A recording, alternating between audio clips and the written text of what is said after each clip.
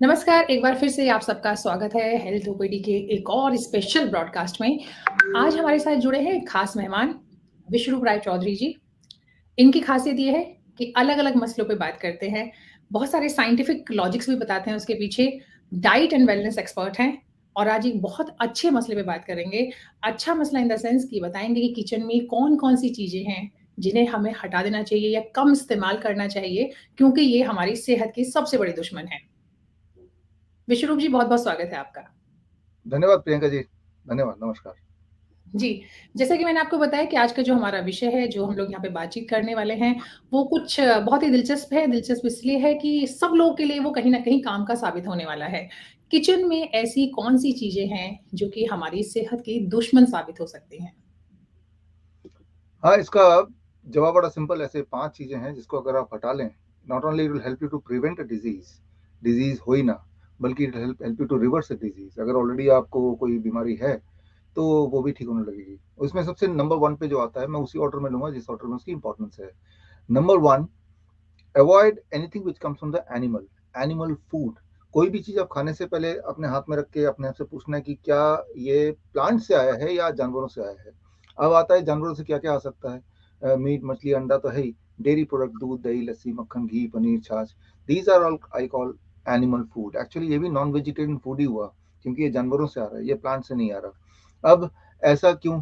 दो तरीके से सवाल हो सकता है, what is the scientific basis of it और इससे क्या लाभ मिलेगा।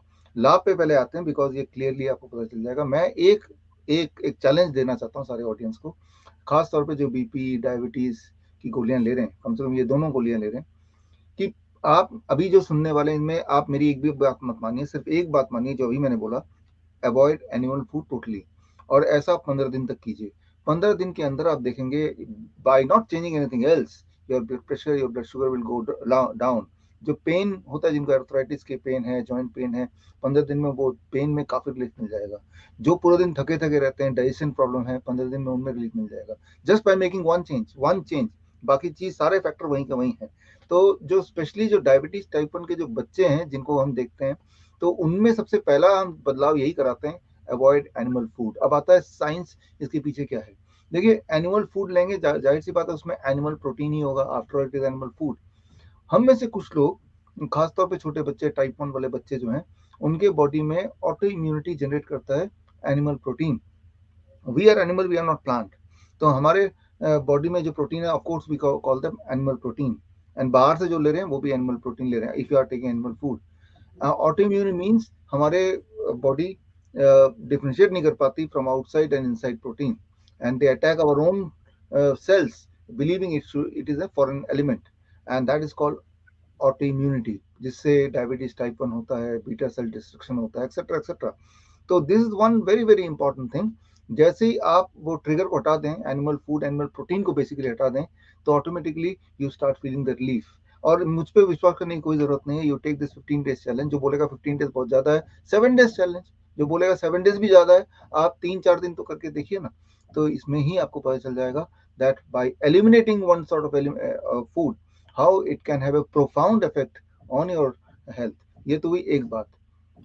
अब आते हैं दूसरा, जो सबसे इम्पॉर्टेंट थिंग्स, 5 चीज मैंने बोले। दूसरा है that is called refined and packed चीज। कोई भी चीज जो फैक्ट्री से निकल के आई हो, ट्राई टू अवॉइड इट। 100% नहीं तो 80% अवॉइड कीजिए। बिस्किट्स हैं, ब्रेड्स हैं, नमकीन है, anything which is coming out of the factory, avoid it. So this is the refined oil है, इनको अवॉइड कीजिए। अब क्यों अवॉइड कीजिए? You have to understand very very simple science. Refined are the things which works as a medicine, drug, as a when it goes to the body.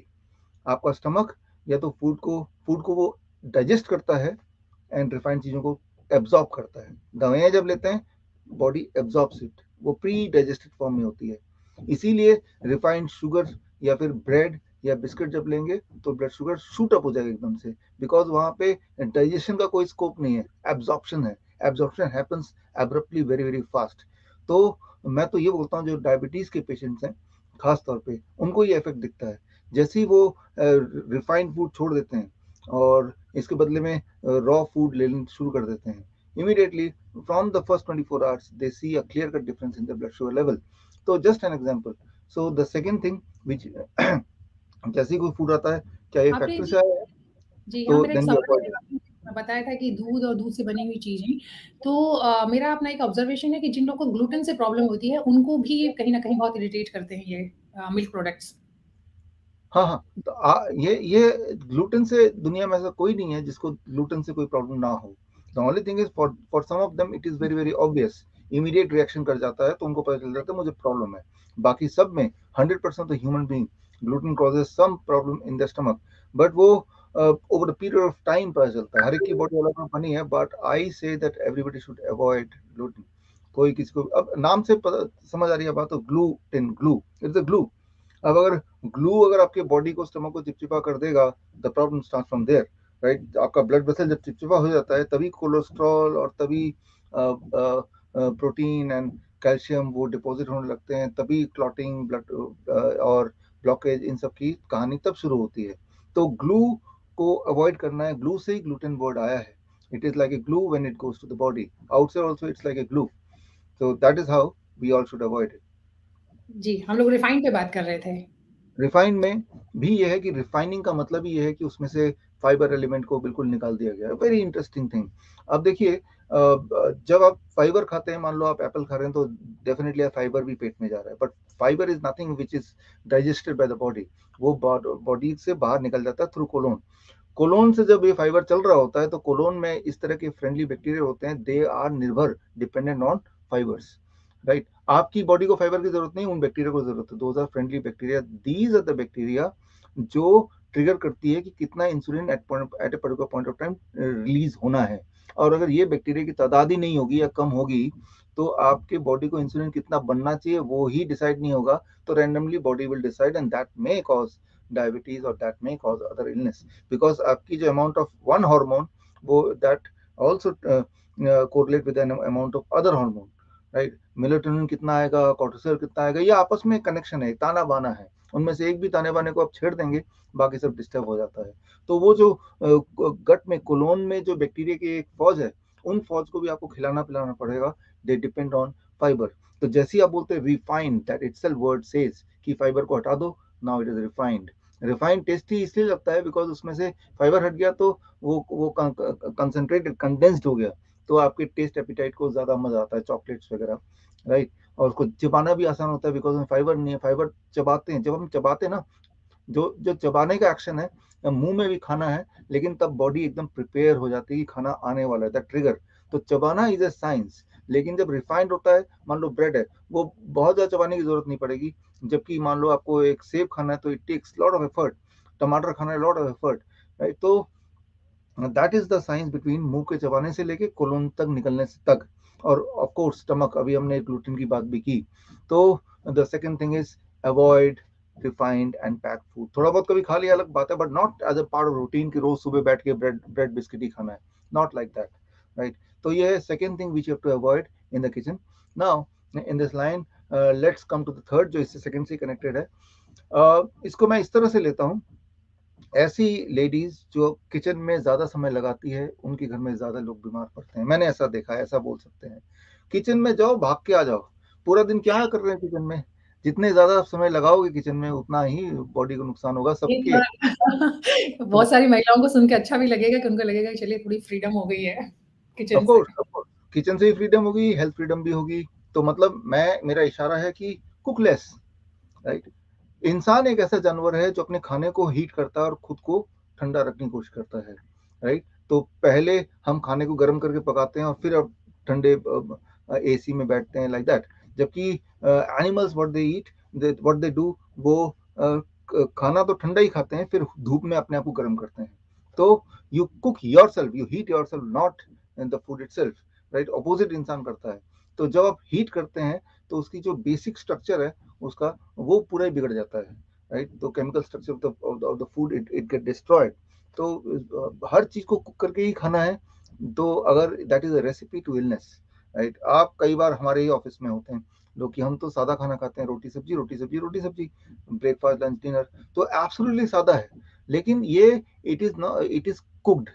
If 100% of your food is cooked, I have never seen a person with 100% cooked food and they're healthy. Not at all, not at all. कोई ना कोई उसकी अच्छी खासी बीमारी होगी ही होगी। तो करना क्या है, कुकिंग को मिनिमाइज करना है। जैसे स्टीम्ड फूड है, that is minimised, right, half cooked, right, थोड़ा बहुत बॉयल कर लिया, मिनिमाइज्ड, राइट, या सूप बना लिया, ये मिनिमाइज्ड। उन लोगों के लिए खासकर है जिन लोगों को कि कच्चा खाना सूट नहीं करता है। बहुत सारे लोग हैं जिनको सैलेड्स में या स्प्राउट्स में गैस की प्रॉब्लम हो जाती है, तो उन लोगों के लिए कि वो स्टीम कर सकते हैं या सौते एक कर बीच सकते का हैं। रास्ता, बीच का रास्ता, ना तो पूरा रॉ है ना ही ओवर कुक्ड है, बीच का रास्ता, स्टीम कर लिया, बॉईल कर लिया, थोड़ा गर्म कर लिया। जैसे अभी सर्दी का मौसम आ रहा है तो थोड़ा वार्म करने से अच्छा लगता है, तो उतना तो चलेगा। बट ऑल टुगेदर उसको पकाए जा रहे हैं, पकाए जा रहे हैं रिफाइंड ऑयल से उसको, that is going to kill. आपको एक काम करना है, एक मैं एक पैरामीटर दे देता हूँ। आपका कुकिंग गैस पे जितना खर्चा है, उस खर्चे को किसी तरह से 50% कम कर लो, आपके 50% हेल्थ प्रॉब्लम ऑटोमेटिकली गायब हो जाएंगे। अब कैसे करना 50% कम, बाहर से खाना मंगा के नहीं, घर पे रहते हुए, ये आपको ये देखना फॉर्मूला वैसे काफ़ी दिलचस्प है जो आपने बताया है कि अगर आप किचन में अपनी गैस का इस्तेमाल कम करते हैं, कुकिंग गैस का, तो ना सिर्फ आपका खर्चा बचेगा बल्कि आपकी सेहत भी बेहतर होगी। तो एक तरह से डबल मुनाफ़ा है। जी। यस यस, ये डबल मुनाफे वाली बात हो गई है, राइट। तो this is the very very important thing, and the next factor which is very very important, that is water, right, पानी। आपको ये देखना है कि आपके घर का पानी, 100% of you those who are hearing me, unless you are staying in any village, आपके घर में आरओ है, रिवर्स ऑस्मोसिस, राइट। तो आरओ का पानी क्या करता है, ये हमें थोड़ा सा समझना हमारे लिए ज़रूरी हो जाएगा, राइट। तो आरओ का पानी क्या करता है, let's try to understand that. It strip off all the mineral from the water, and that is the water which you drink. और ऐसे में जब आप पेशाब करते हैं तो वो पानी बॉडी से मिनरल उधार लेके तब बाहर निकल जाता है। यानी कि जब आप आरओ का पानी पी रहे होते हैं तो आप अपने आप को डेफिशिएंट बनाते हैं, mineral deficient, right, and that causes lot of disease mineral. तो it can be a kidney और it can be heart, anything, जो भी मिनरल डेफिशिएंसी है तो कोई बीमारी होती है, राइट। तो अब करना क्या है, सोल्यूशन क्या है इसका, आरओ की जगह व्हाट वी से, जो गांव में अब भी करते हैं, 3 पॉट सिस्टम, 3 पॉट लगा के, राइट, उसमें सैंड होगा, उसमें पेबल्स होंगे, उसमें चारकोल होंगे, इस तरह से हम बना देते हैं पहले 2 उसमें, राइट। इसके लिए अगर आपको डिटेल में सीखना है, इसको घर पे ही बनाना है, मटके कहीं से ही मिल जाएंगे, सैंड कहीं से मिल जाएंगे, पेबल्स कहीं से मिल जाएंगे, चारकोल कहीं से मिल जाएंगे, राइट। तो और उसके पीछे का साइंस अगर आपको समझना ही है, राइट, क्योंकि आप बना रहे हैं और आप ट्रांजिट कर रहे हैं from RO to this, RO के पानी को नहीं डालना है उसमें, टैप वाटर को डालना है, क्योंकि आरओ के पानी को डालेंगे वो तो स्ट्रिप ऑफ वाटर है, already stripped off all the nutrients. तो ये जो किताब है क्योर फॉर ब्लड डिसऑर्डर्स में आप देख रहे हैं 3 पॉट आपको यहाँ पे दिख ही रहे हैं, राइट। तो ये 3 पॉट, और नीचे आप देख रहे हैं ये टैप और उसके बाद stand, this thing you are able to see. तो इसी बुक के अंदर पूरा डिटेल मैंने दिया है कैसे करना है। इसको आप फ्री डाउनलोड कर सकते हैं, vishwaroop.com/ebook में जाएंगे तो फ्री डाउनलोड अवेलेबल है। तो हमारे जो खासतौर पे थैलेसीमिया के पेशेंट्स हैं, ऐसे पेशेंट जो सालों साल तक जब तक जिंदा रहते हैं तब तक वो महीने में 1 बार 2 बार 3 बार 4 बार ब्लड ट्रांसफ्यूज कराते ही कराते हैं। तो उनके ब्लड ट्रांसफ्यूजन को रोकने के लिए व्हाट वी डिड कि हमने उनके सबसे पहले तो पानी को बदल दिया, राइट। ये जो पानी बदला, एंड देन अबाउट 100 पेशेंट, इस बुक में आपको सबका डिटेल मिल जाएगा विद फोटो, कहाँ रहते हैं और कौन सा हॉस्पिटल में जा रहे थे ब्लड ट्रांसफ्यूज के लिए। तो मैं ये इसलिए बता रहा हूँ कि आप ये समझें कि कितना इंपॉर्टेंट है राइट पानी पीना, झरने का पानी पीना, स्प्रिंग वाटर पीना।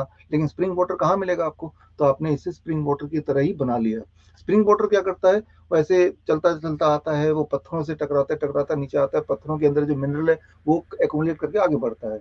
तो उसी को मिमिक करते हुए 3 पॉट सिस्टम का आइडिया है। और जो बैक्टीरिया है, वायरस है, उसको रोकने के लिए वो जो चारकोल अपने का लेयर 2 लेयर बिछा है वो उसको एब्जॉर्ब करता है। याद रखिए, आपको उतना डर नहीं है वायरस से, बैक्टीरिया से, हम तो घिरे ही हैं बैक्टीरिया वायरस से, जितना डर डेफिशिएंट मिनरल डेफिशिएंट वाटर से है। तो मिनरल डेफिशिएंट वाटर को छोड़िए, आरओ का पानी या बॉटल का पानी, make your own water, that is very very important, right. और अब एक आखिरी पॉइंट अगर मैं बताना चाहूँ तो सबसे इंपॉर्टेंट पॉइंट, ये लास्ट वाला यू कैन इजी भी है, सबसे इंपॉर्टेंट भी है। अब एक काम कीजिए कि ये एक नियम बना दीजिए आपके जो किचन के बाहर कि अगर आप चाहते हैं कि बीमारी आसान तरीके से खत्म हो जाए, कि 6 बजे के बाद, शाम के 6 बजे के बाद, सनसेट के बाद किचन के अंदर जाना अलाउड ही नहीं है। Make one rule, right, it is called circadian clock, it is called circadian lifestyle, right. Circadian lifestyle यही बोलता है, जो कि अपने आप में 2017 का नोबेल प्राइज इसी में मिला था जो मैं बता रहा हूँ। 2017 Nobel prize in medicine was on this circadian lifestyle, circadian clock. आपका जो सर्केडियन क्लॉक यही बोलता है कि शाम को 6 बजे तक या हद से 7 बजे तक खाना खा लो, उसके बाद फिर अगले दिन सुबह खाओ। आप क्या खा रहे हैं मैं उस पर भी रिस्ट्रिक्ट नहीं करता हूँ, एक बार को कितना खा रहे हैं उस पर भी रिस्ट्रिक्ट नहीं करता हूँ। अगर सिर्फ एक बात कि 6 बजे तक मैं पूरा खा लूंगा, 6 बजे के बाद कुछ नहीं खाऊंगा, अगले दिन सुबह 6 बजे खाऊंगा, अगर सिर्फ एक बात मानेंगे तो ये बहुत ही हैवी वेट बात है। खासतौर पे जो हमारे कैंसर के पेशेंट होते हैं, जो टर्मिनली इल कैंसर पे, ब्लड कैंसर के पेशेंट्स, उनको ये वाला रूल कि 8 घंटे के ब्रैकेट में खाओ, that is maybe 10 o'clock to 6 o'clock, और उसके बाद फिर 16 घंटे आप मत खाओ। खाना कम नहीं है, खूब सारा बल्कि ज्यादा खाना पड़ेगा, बिकॉज काफी देर तक बिना खाए रहना है तो उसका भूख ना लगे, तो यू ईट लॉट, राइट। तो दिस कॉल्ड सर्केडियन। आपको मैं प्रेरित करूंगा कि आप circadian lifestyle, circadian clock, right, ये सर्केडियन ट्रायंगल, ये थोड़ा आप सर्च करेंगे तो आपको शॉर्ट में बता दिया कि 6 बजे के बाद मेक अ लॉक, एक ताला ले लीजिए और किचन में ताला लगा दिया, बस आप देखिए लोगों की हेल्थ कैसे सुधरती है। बीट मोटापा हो गया सबसे पहले तो, नींद ना हो आना, डिप्रेशन हो गया, इन सब में याद रखिए कि जैसी शाम ढलता है, जब अंधेरा होने लगता है, तो ब्रेन में मेलेटोनिन की मात्रा बढ़ने लगती है, वही आपको खुशियां देती है, वही आपको नींद देती है, वही आपको डीप स्लीप देती है।